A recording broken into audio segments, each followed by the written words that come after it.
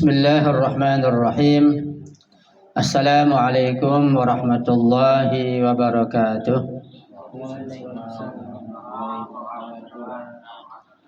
Alhamdulillahi rabbil alamin. Wal aqibatu li ahli taqwa wal yaqin. Wala udwana illa ala zalimin. Ashhadu an la ilaha illallah wahdahu la syarika lah. وأشهد أن سيدنا ونبينا محمدا عبده ورسوله. اللهم صل على فاطمة وأبيها وبعلها وبنيها وسر المستودع فيها بعدد ما أحاط به علمك. رب اشرح لي صدري ويسر لي أمري واحلل عقدة من لساني يفقه قولي. Amma ba'du. Ikhwani wa akhwati rahimakumullah, baik yang hadir secara offline maupun yang mengikutinya secara online, di mana saja antum berada, mudah-mudahan kita semua senantiasa berada dalam rahmat, maghfirah dan lindungan Allah Subhanahu wa taala. Mari kita bersyukur kepada Allah Subhanahu wa taala pada malam yang mulia dan penuh berkah ini. Kita masih berada pada tahun baru miladiah. Juga kita memasuki malam milad atau wiladah Imam Muhammad Al-Baqir alaihissalam, dan juga kita sudah masuk kepada malam Jumat. Jadi keberkahan demi keberkahan kita dapati pada malam yang mulia ini.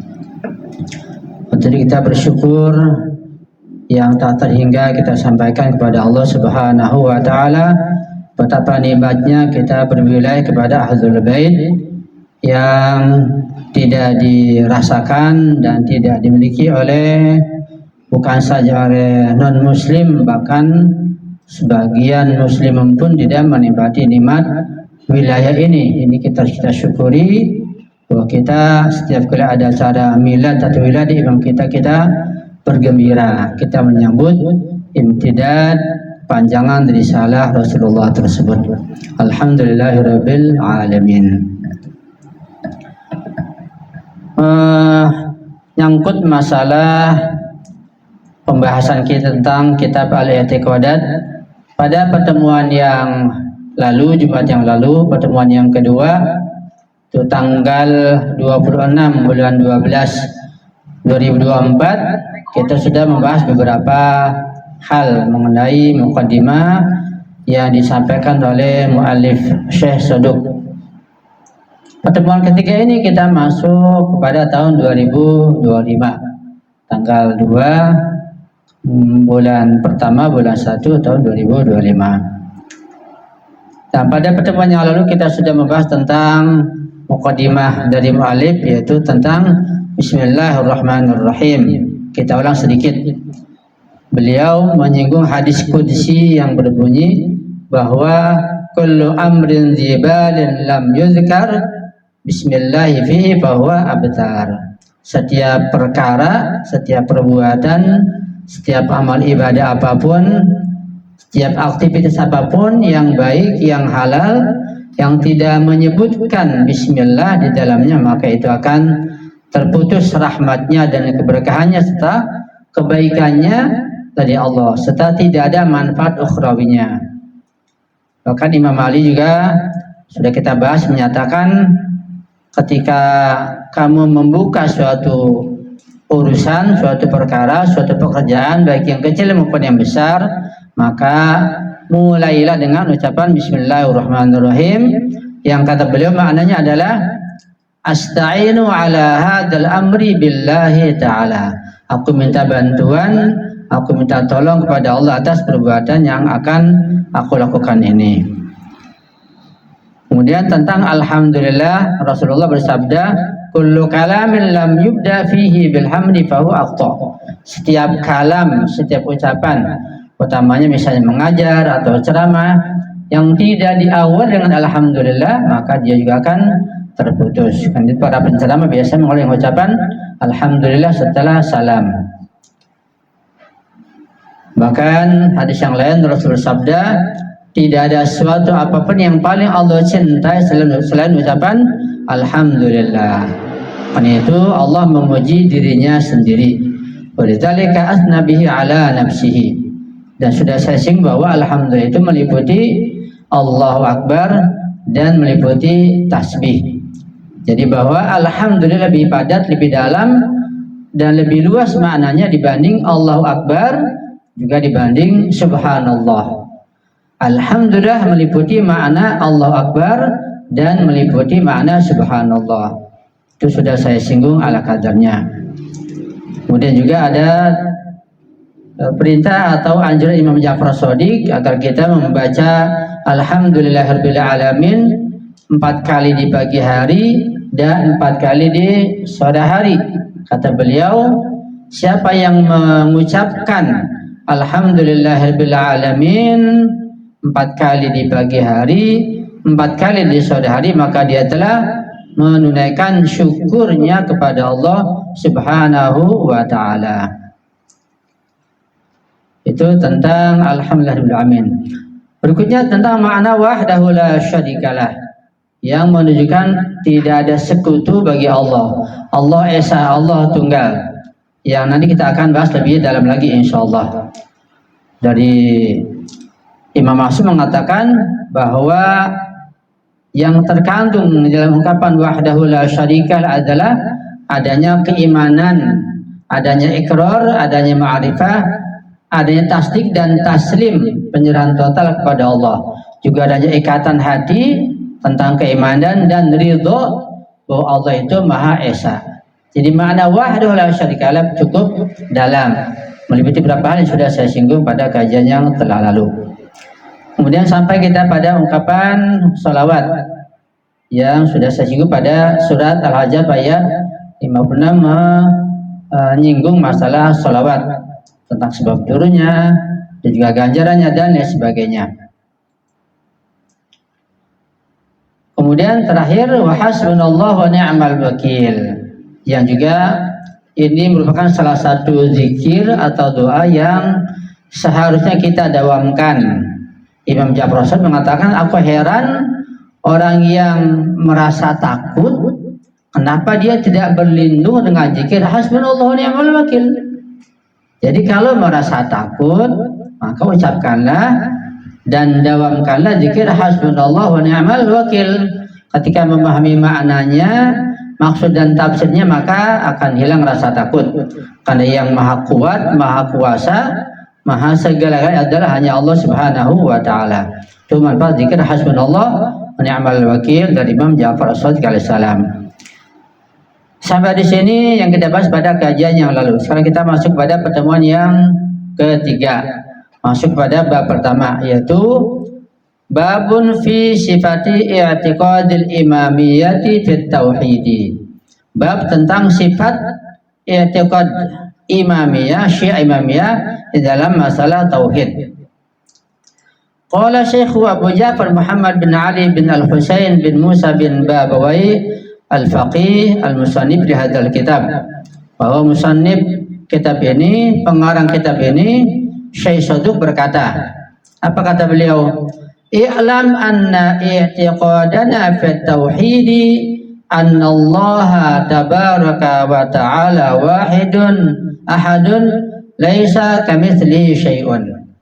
Tahuilah bahwa i'tikad kami, keyakinan kami dan akidah kami tentang tauhid adalah bahwa Allah Subhanahu wa ta'ala itu wahidun, wahid, satu, ahadun, esa. Laisa kamitslihi syai'un, tidak ada apapun, tidak ada suatu pun, tidak ada siapapun yang menyerupainya. Itu masih global. Kemudian beliau menjelaskan tentang makna sifah, qauluhu fi sifah. Anin Nabi sallallahu alaihi wasallam, dari Rasulullah, beliau bersabda, innallaha tabaraka wa ta'ala tis'atan wa tis'ina isman wa hiya Allah, dan seterusnya. Bahwa sesungguhnya Allah Subhanahu wa ta'ala itu memiliki 99 asma setelah Allah, yaitu Ar-Rahman, Ar-Rahim, Al-Malik, Al-Quddus, As-Salam, Al-Mu'min, Al-Muhaimin, terus sampai terakhir ya Rasyid, ya Subur. Ya, itu bagus kalau dihafal. Tapi bukan sekedar dihafal, dipahami maknanya sangat dalam. Jadi jumlah semuanya 100 dengan Allah. Usahakan kita menghafalnya. Itu bagian daripada tauhid kita. Bahkan ini merupakan tauhid seluruh kaum muslimin. Bukan saja kaum Syiah Imamiyah yang meyakini adanya Asmaul Husna ini, tapi juga seluruh kaum muslimin. Bahkan Wahabi juga meyakini adanya 99 asma ini. Cuma beda dalam masalah menafsirkannya dan memaknainya. An Amirul Mukminin alaihi salam, hadis dari Imam Ali, beliau berkata, Allahu ma'nahu al-ma'bud alladhi ya'lahu fihi al-khalqu wa ya'lahu ilahi. Makna Allah adalah yang disembah, yang berlindung kepadanya seluruh makhluk, dan dialah yang dimintakan perlindungan. Itu makna Allah. Jadi Allah tempat berlindung, dan seluruh makhluk hanya berlindung kepadanya, hanya beribadah kepadanya. Itu makna Allah. Nanti ada diungkapkan dari al-ilah, yang maknanya ma'bud. Wa anil Imam al-Baqir alaihi salam, dari Imam Baqir alaihi salam yang kemarin malam wiladah beliau berkata, Allahu ma'nahu al-ma'bud alladhi alihal khalqu an darki mahiyatihi wal ihatati bi kaifiyatihi. Lebih dalam lagi maknanya menurut beliau. Apa makna Allah itu? Imam Baqir mengatakan makna Allah adalah al-ma'budu, zat yang disembah, alladzi alihal khalqu an darki mahiyatihi, di mana semua makhluk. Nah, makna semua makhluk di sini hatta Rasulullah, hatta Nabi kita Muhammad sallallahu alaihi wasallam. Semua makhluk, malaikat, jin, tanpa kecuali hatta Rasulullah alaiha, merasa bingung untuk dapat menggapai hakikat makna Allah. Wal ihatati bi kaifiyati, juga untuk menguasai tata caranya memahami Allah. Jadi sampai kepada zat Allah, tidak ada satu makhluk pun yang dapat mencapainya, memahami hakikatnya. Semua merasa bingung. Hatta Rasulullah. Kan ini kata Rasulullah yang saya sampaikan, tafakkaru fi khalqillah wa la tafakkaru fi zatillah fa innakum la taqdiruna qadrah. Ini dipegang hadis ini, pegang kuat-kuat. Ya, jadiin gacuan begitu. Tafakkaru fi khalqillah, kalau memikirkan, mau merenungkan tentang penciptaan alam semesta ini, artinya merenungkan, memikirkan tentang Allah, ya, jangan memikirkan tentang zatnya, tapi tentang ciptaannya pikirkan. Makhluk yang sangat banyak, makhluk yang di lautan, yang di daratan, yang di langit, berupa malaikat, itu dipikirkan, direnungkan, dipahami. Tafakkaru fi khalqillah. Kata Rasulullah, wala tafakkaru fi zatillah. Jangan merenungkan, jangan coba-coba memahami tentang hakikat Allah.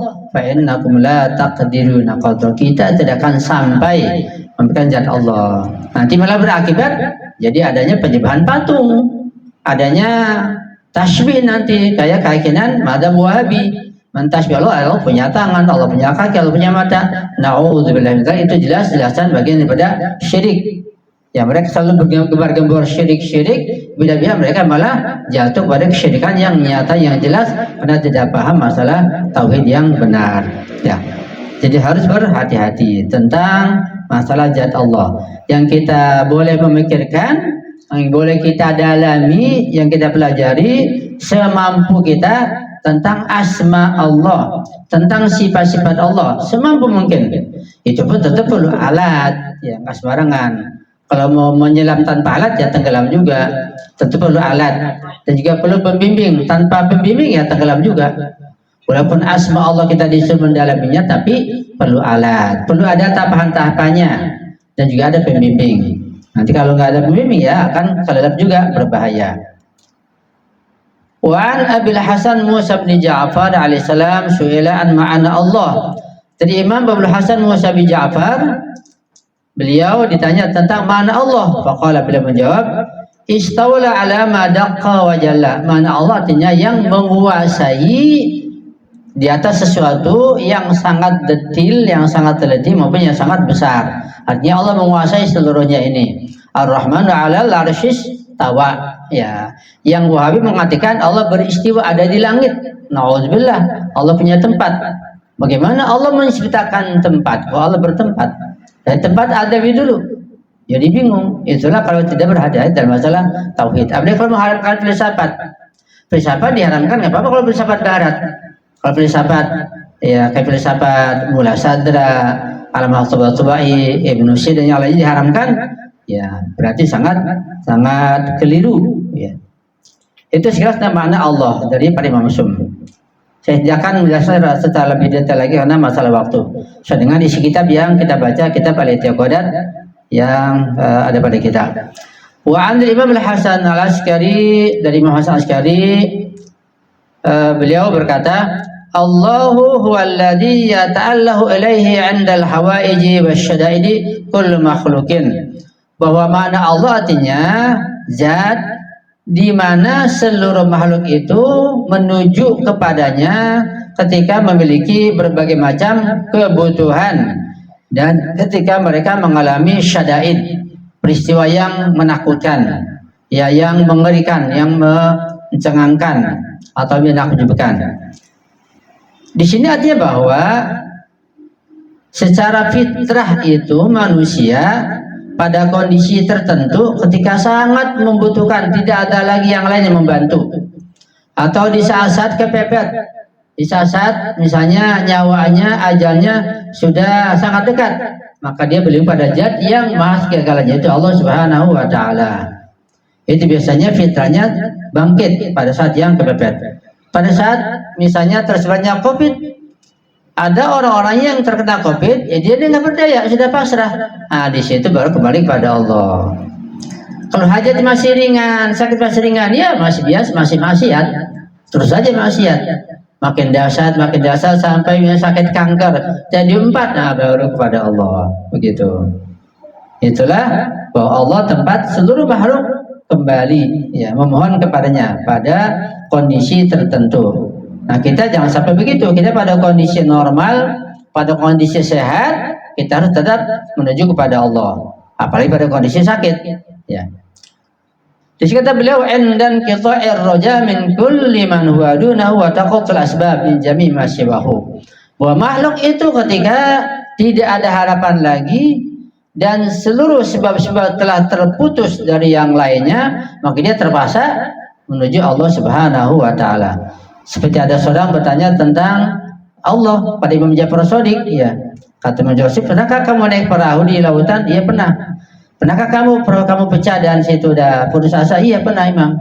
Ah, itulah Allah. Jadi fitrahnya mengakui adanya satu zat yang maha segala-galanya.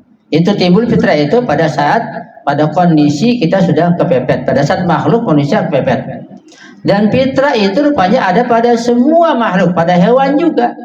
Ya, bahkan pada tembok, pada meja, pada semua ini ada tentang pengakuan pada Allah itu. Cuma kitanya tidak paham. Itu perlu pembahasannya lebih dalam dari Qur'annya, dari hadisnya, dari filsafatnya. Antum gali, antum kaji nanti. Wah, sebenarnya seluruh makhluk itu bukan saja makhluk ya kayak kita manusia, enggak, semuanya. Mau manusia, mau malaikat, mau jin, mau hewan, semua hewan tanpa kecuali, yang kecil, yang besar, yang kelihatan, yang enggak kelihatan. Bahkan semua makhluk yang kita ciptakan kayak meja, rumah, masjid, mobil, semua itu memiliki ruh, semuanya kembali kepada Allah Subhanahu wa Ta'ala. Wa qala Shadiq rahmatullahi alaihi, Syekh Shadiq berkata, Allahu wal ilahu wa al-mustahiqu lil ibadah. Allah adalah yang berhak untuk diibadati. Wa la yahiqqul ibadatu illa la, dan tidak ada berhak untuk diibadati, untuk disembah, melainkan hanya Allah Subhanahu wa Ta'ala. Jadi penyembahan hanya pada Allah, penyerahan total hanya pada Allah. Ketika ibadah hanya pada Allah, penyerahan total hanya pada Allah, maka berarti semua hukum, semua undang-undang, semua aturan harus aturan Allah yang ditaati, yang diikuti. Nah, di sini kita bermasalah. Kita mengaku beribadah pada Allah, kita menyembah Allah, tapi dalam tatanan, dalam undang-undang dan hukum kita kemana? masih banyak menuju atau mengarah kepada hukum Belanda, hukum Barat. Berarti di sini ibadah kita masih jauh, penghambaan kita masih sangat jauh sekali. Kalau kita teliti lagi. Watakul, engkau ucapkan lam yazal ilahan. Allah senantiasa ilah, memiliki sifat uluhiyah yang wajib disembah. Bimana annahu yahiqqul ibadah. Maknanya adalah bahwa Allah lah yang berhak untuk diibadati, selain Allah tidak. Walihada lamma dhalla al-musyrikuna faqaddaru anna al-ibadata tajibu lil asnami samua alihah. Oleh karena itu ketika kaum musyrik mereka tersesat, maka mereka mengira-ngirakan, membuat-buat bahwa ibadah itu wajib kepada, diharuskan pada asnam, kepada patung-patung yang mereka menamakan alihah. Ya, jadi patung-patung mereka kayak Lata, Uzza dan yang lain banyak itu mereka namakan alihah. Kenapa? Karena mereka menyembahnya dan mereka mengatakan patung itu memiliki kekuatan yang mandiri, minta keberkahan, minta rezeki. Di sini mereka menjadi syirik. Ya, karena pembeda antara syirik bukan syirik itu tipis. Ketika sesuatu diakui atau diyakini oleh seseorang memiliki kemandirian dalam kekuatan dan seterusnya, berarti syirik. Kayak antum minum obat lagi sakit, antum yakin obat ini menyembuhkan. Yang menyembuhkan obat bukan Allah, bukan izin Allah. Tapi ini kan nggak ada, tentunya orang meyakini obat ini menyembuhkan. Hanya perantara tertolong, walaupun keyakinan sangat tipis. Kalau ada misalnya meyakini obatlah yang menyembuhkan, kalau nggak ada obat saya mati gitu. Di sini menepis betul-betul meniadakan kekuatan Allah. Ini namanya syirik. Orangnya namanya musyrik. Kekuatan apapun, kekuatan pisau, kekuatan angin, kekuatan apa saja, ya kekuatan keris, apa saja jin, kalau di situ diyakini ada sifat uluhiyah yang mandiri, namanya syirik. Tapi sebenarnya kalau kekuatan apapun kita yakini dan bukan sebagai uluhiyah, tidak mustakil, tidak mandiri, tapi dengan izin Allah, ya enggak syirik. Kita meyakini obat punya kekuatan, pisau punya kekuatan, api punya kekuatan, kita pun punya kekuatan. Kita minta tolong kepada nasi agar mengenyangkan perut kita. Kita minta pada pisau agar bisa memotong buah. Kita minta pada api, minta tolong pada api agar memasak makanan kita. Itu minta tolong. Tapi semuanya dengan izin Allah. Semua memiliki kekuatan dari Allah, yang enggak syirik. Minta tolong. Kita minta tolong pada malaikat misalnya. Kalau paham, kalau ngerti, tapi kita meyakini mereka punya kekuatan dan dari Allah, ya enggak syirik. Bahkan minta tolong pada jin juga kalau bisa, kalau ngerti, ya enggak syirik. Tapi harus jadi kayak Nabi Sulaiman dulu. Nabi Sulaiman minta tolong nggak sama jin? Minta tolong, jin sana ibrit, ambil mutiara di lautan sana, diambil. Nabi minta tolong sama jin, enggak syirik. Apa syirik? Ya enggak. Bahkan Nabi menundukkan jin. Jadi mana syirik itu tipis, perlu dipahami. Jangan dikit-dikit syirik. Karena nggak paham seperti itu, malah dia sendiri yang jatuh kepada kemusyrikan. Na'udzubillah min dzalik. Ini perlu pemahaman, perenungan dan pendalaman. Wa asru al-ilaha wa hiya al-ibadah. Asalnya alihah atau ilah adalah al-ilahah, yaitu maknanya ibadah. Wa yaqalu aslu al-ilah. Bahkan juga ada yang mengatakan bahwa asalnya itu, asal katanya al-ilah. Yaqalu alaha ar-rajulu ya'lahu ilaihi. Ini makna bahasa ya. Al-rajul artinya bingung laki-laki itu, atau dia berlindung. Karena bahasa luas, jadi kita perlu memahami bahasa dulu. Ayfa ja'alaihi, artinya dia berlindung kepadanya. Min amrin nazalabi, dari urusan yang datang kepadanya. Wa alahahu ay ajarahu, dan dia berarti alahahu itu ajaruh, berlindung kepadanya. Wa misaluhu min al-kalami al-imam alaihi salam fastama'at hamjatani fi kalimatin kasra istimalum lah. Ini masalah i'lal ya. Jadi di bahasa Arab itu ada ilmu shorf, namanya ilmu i'lal. Bagaimana satu kalimat bisa berubah menjadi kalimat yang lain itu. Syiddahnya dirubah, nanti dibuang, tambahkan alif, begitu, itu namanya qawaid i'lal, sehingga menjadi satu kalimat yang menjadi masyhur. Kita tidak membahas masalah itu. Ya. Di sini dibahas nih tentang masalah Allah dari mana? Allah dari Allah ya Allahu. Di proses-prosesnya jadi Allah begitu. Itu hanya lafaz saja sebenarnya, ya. Nanti kita bahas tentang lafaz dan maknanya. Qauluhu wahidun ahadun. Pada kajian pertama sudah kita bahas tentang makna wahid dan ahad. Nanti kita bahas lagi insyaallah. Ucapan Allah itu wahidun ahadun. Qala Allah Ta'ala Allahul Wahid. Allahul Wahid di surat Yusuf ayat 12. Juga di surat Al-Ikhlas ya, ayat pertama Allah berfirman Qul huwallahu ahad. Kalau di surat Yusuf Allahul Wahid, di surat Al-Ikhlas Allahu ahad. Ya. Dari sisi makna kalau ditujukan kepada Allah tidak ada bedanya. Tidak ada beda antara makna wahid dengan ahad, sama-sama Arab kalau ditujukan untuk Allah Subhanahu wa taala. Walaupun secara bahasa wahid dengan ahad berbeda. Apa bedanya? Sekilas kalau wahid itu hitungan. Itu namanya adad.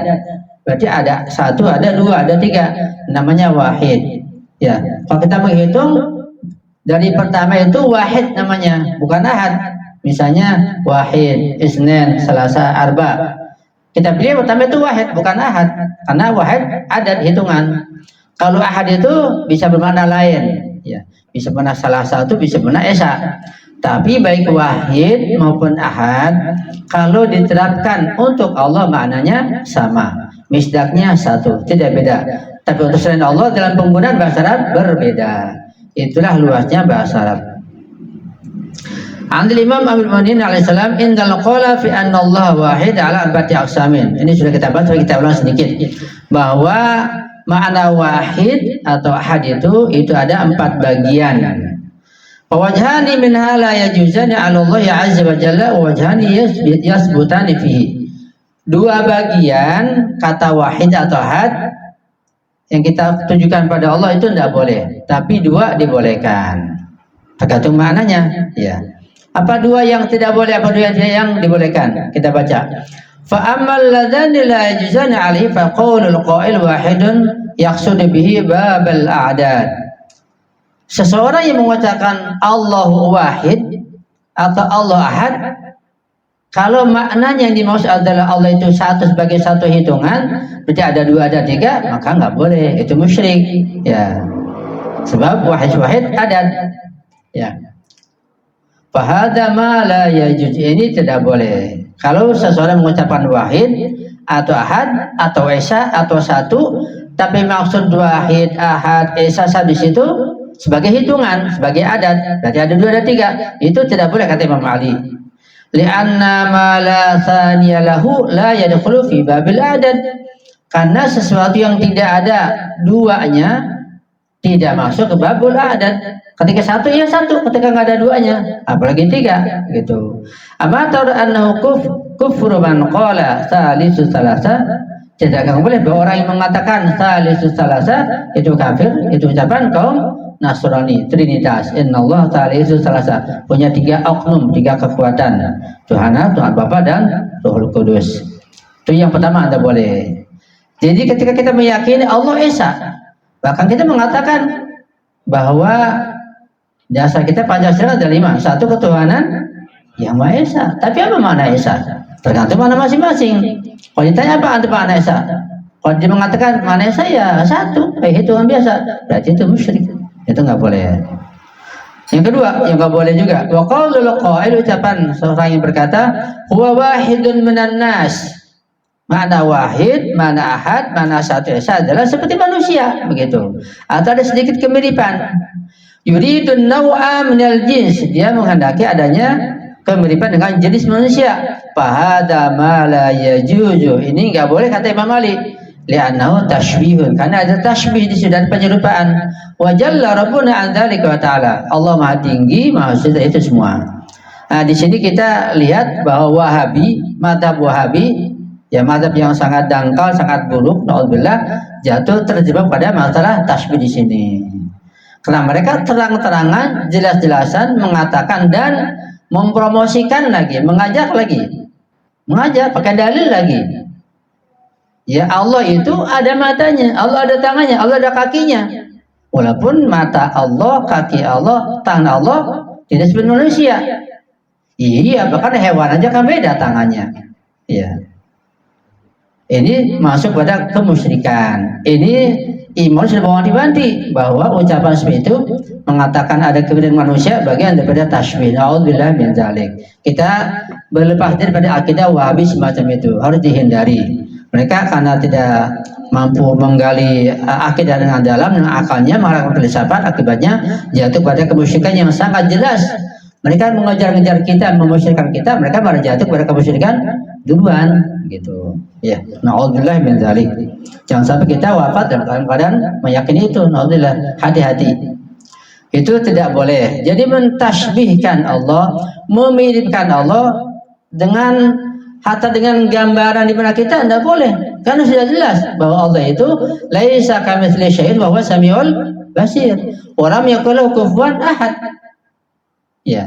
Sering anak contohkan ini, anak ulang-ulang bahwa makhluk itu ada yang materi, ada yang non materi. Makhluk materi yang kelihatan, ada bentuk, ada warna, bisa dibawa, ada berat. Dan di meja depan kita ini semua ini adalah materi. Ya, kita raba, bisa kita lihat. Materi juga bertingkat-tingkat. Ada yang mudah kita lihat, kita raba, ada warnanya, ada yang sulit. Kayak air lebih sederhana. Iya, kematerian fisik kita gampang karena kita tersusun. Tapi kematerian kayu lebih sederhana. Kematerian misalnya air lebih sederhana. Kematerian angin ada nggak? Angin ada. Mana buktinya? Ini kita rasakan ada angin. Tapi mana angin bisa kita lihat? Nggak bisa lihat. Nah, angin saja yang materi makhluk Allah kita nggak mampu menjangkaunya. Bagaimana makhluk yang non materi kayak ruh kita, kayak ruh semua arwah, ruhnya jin, ruhnya malaikat, ruhnya semua langit, semua benda yang di lautan, yang di daratan, semuanya punya arwah. Ruh meja, ruh mobil, ruh masjid, ruh Ka'bah, ruh Hajar Aswad. Ini luar biasa. Kita nggak mampu mencapainya, nggak mampu menggapainya. Bahkan ruh kita sendiri. Kenapa? Karena non materi. Yang materi saja kita nggak mampu mencapai, gimana yang non materi? Bagaimana Allah? Makanya Allah itu ulam yakul. Ketika ada tergambar di mana kita sesuatu, itu bukan Allah, itu gambaran kita. Kita lepas. Subhanallah dari hal itu. Berhati-hati, ya. Maka tentang mengajarkan ma'rifatullah sangat berat, perlu berhati-hati. Itu tidak boleh dua hal tadi. Pertama, wahid atau ahad, satu tesa sebagai bilangan, yang ada duanya. Kedua, yang ada tasbihnya, kayak keyakinan Wahabi yang jelaskan masuk pada kemusyrikan. Ya. Jadi antum punya tetangga, punya kerabat, punya keluarga yang contoh Wahabi dikasih tahu. Ya. Dan kita bisa dialog. Kita punya kitab, kita punya filsafat, kita bisa dialog. Asal dialognya sehat. Wa amal wajhanil ladzani yasbutani fi, adapun dua hal tentang wahid dan ahad yang dibolehkan, ini yang dibolehkan nih sebagai keyakinan kita yang kita pegang. Wa qaulul qail, ucapan orang yang berucap huwa wahidun laisa lahu fil asya'i shibhun kadzalika rabbuna, yaitu wahid, ahad, satu, esa, maknanya bahwa Allah itu tidak ada yang menyerupainya. Ketika tidak ada, ya nggak tergambar. Tapi ada, ya ada. Apakah ada sesuatu, tapi dia akan tergambar? Ya buktinya angin ada, tapi nggak tergambar. Gitu. Ya, masih banyak yang lain. Kita punya ilmu nggak? Kita punya ilmu nggak? Kita punya ilmu. Coba kayak apa ilmu kita? Apa warnanya? Tergambar nggak? Yakin nggak kita punya ilmu? Yakin. Ada nggak? Ada. Tapi kayak apa? Nggak tergambar. Ya, apalagi Allah yang ghaibul ghuyub. Oh, ada materi, ada non materi atau imateri, ada lagi di atas itu. Jadi Allah di atas materi, di atas non materi. Ghaibul ghuyub, kita tidak mampu. Jadi kita hanya mengkaji, mendalami sifat-sifatnya saja, asma'nya saja. Ar-Rahman, Ar-Rahim, terus sampai Ar-Rasyid, As-Sabur. Jangan mendalami zatnya. Kita tidak akan mampu, akan jatuh pada kemusyrikan. Jadi ada yang kemusyrikan, artinya Bunda, Hindu, menyembah patung, berhala, macam-macam dewa. Itu karena ingin mereka berusaha untuk mencapai Tuhan Allah yang bisa digapai, yang bisa diindra. Jadi yang dibolehkan kita mengatakan Allah itu wahid, Allah itu ahad, Allah itu esa, satu. Maksudnya adalah Allah tidak menyerupai apapun, itu gampangnya. Laisa kamitslihi syai'un wa huwa samiul basir. Wa lam yakul lahu kufuwan ahad. Ini kita pegang ini. Jadi ucapan ayat itu walam yakul lahu kufuwan ahad dan laisa kamitslihi syai'un wa huwa samiul basir, antum pegang kuat-kuat. Lalu antum dengungkan di benak antum sampai mendarah daging. Itu bagian dari akidah kita. Nah, akidah kaum muslimin. Yang kedua yang dibolehkan kata Imam Ali, imam kita, wa qaulul qail, ucapan si pengucap, innahu azza wa jalla ahadiyul ma'na. Ini sudah dalam maknanya. Ini kalau nggak belajar akidah kita nggak paham karena sudah menyinggung masalah filsafat tentang mana ahad, mana esa. Nanti dibahas dalam kajian tafsir itu surat Qul, surat Ikhlas, di tafsir Al-Mizan kita akan bahas insyaallah tentang makna ahad dan wahid. Bahwa ucapan seorang yang mengatakan bahwa Allah itu wahid, esa, satu, ahad, maknanya itu ahadiyul makna. Maknanya ahad, maknanya satu, esa. Nanti ada makna, ya, ada lafaz, ada alamat, ada pemilik alamat. Ya'ni bihi annahu la yanqasimu fi wujudin wala aqlin wala wahmin. Lebih dalam lagi. Apa sih makna ahadiyul makna? Maknanya esa. Maknanya adalah bahwa Allah itu tidak terbagi-bagi dalam wujudnya. Tidak terbagi-bagi dalam akal kita. Bahkan tidak terbagi dalam waham kita, dalam dugaan kita, dalam waham. Kadzalika Rabbuna azza wa jalla. Ini juga masih sangat global. Jadi kalau kita melihat benda itu, kayak benda ini semuanya nih, kayak kita melihat kue misalnya, kan bisa dibagi-bagi, ya. Baik dibagi-bagi dalam realitanya, dipotong-potong terbagi-bagi, atau dibagi-bagi dalam mana kita. Kayak ada kue di depan kita, belum dipotong, kita merem, kita motong-motong kue di benak kita, bisa nggak? Kue sudah dipotong dulu tapi di benak kita, begitu, bisa. Itu kemampuan akal kita. Menggunakan akal bisa memisahkan sesuatu yang nggak bisa. Bahkan garam dengan asinnya, garam dengan asin bisa dipisah nggak pada misdaknya, pada wujud luarnya? Ya nggak bisa. Garam ya asin, asinnya garam. Kita bisa, oh ini garam nih sebelah sini, sebelah piring satu, asinnya sebelah sini, bisa nggak? Manis ikan gula bisa dipisah nggak? Ya nggak bisa. Kalau bisa dipisah mah dipisah aja. Ini gula nih, gula di sini, manisnya di sini. Ya nggak bisa. Gula ya manis, garamnya asin nggak bisa dipisah. Tapi di benak kita hayalkan, bisa nggak kita pisahkan antara garam dengan asinnya? Bisa. Itu kemampuan akal. Itu di filsafat pelajarin nanti itu. Nah, tentang Allah nggak bisa dibagi-bagi dalam wujud luar, wujud misdak, realitanya, maupun dalam akal, maupun dalam waham. Sama sekali nggak bisa dibagi-bagi. Esa, murni. Namanya nanti dia basir, ya, atau absatul basir. Sangat sederhana, begitu. Apa mana sederhana? Masalah pun perlu dibahas lagi karena sederhana. Orang yang miskin sederhana, pakaian dia sederhana, rumah dia sederhana, mobil sederhana. Nah, mana sederhana sini artinya paling tidak terlepas dari rangkapan, tidak terangkap. Misalnya saya punya badan, ini kita punya badan, terangkap nggak? Kita punya badan nggak sederhana, ada kulit, ada tulang, ada urat, ada darah, ada sel-sel macam-macam banyak rangkapannya. Tapi misalnya kayu, dia lebih sederhana dibanding badan kita. Kemateran kayu lebih sederhana dibanding badan kita, namanya sederhana. Kemateran air hanya H2O lebih sederhana dibanding badan kita, itu mana sederhana. Keberadaan angin lebih sederhana lagi. Keberadaan makhluk non-mati ruh kita nggak bisa digambarkan lagi. Ya. Keberadaan Allah ada wujud, bagaimana sederhananya nggak bisa digambarkan. Absatul haqaiq, paling sederhananya segala sesuatu nggak bisa digambarkan. Itulah makna wahid. Jadi makna wahid ahad itu menurut Imam Ali yang dibolehkan. Kita meyakini Allah tidak ada yang menyerupainya, dan Allah itu esa, tidak terbagi-bagi. Tidak ada di mana kita membaginya, tidak tergambar. Itulah akidah yang benar tentang Allah Subhanahu wa taala. Wa anhu alaihi salam juga dari beliau, al-wahid bila ta'wil adad, bahwa itu tanpa ta'wil hitungan.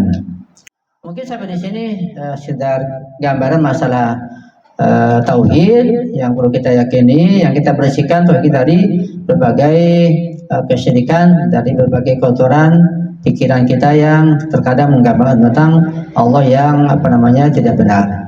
Untuk itu kita buka sekarang sesi tanya jawab. Bagi yang punya pertanyaan persilakan, baik yang offline maupun yang online. Ya. Sallu ala Muhammad wa ali Muhammad. Allahumma salli ala Muhammad ali Muhammad wa ajil farajam. Ya, fadhal Ustaz Taufik, dipersilakan.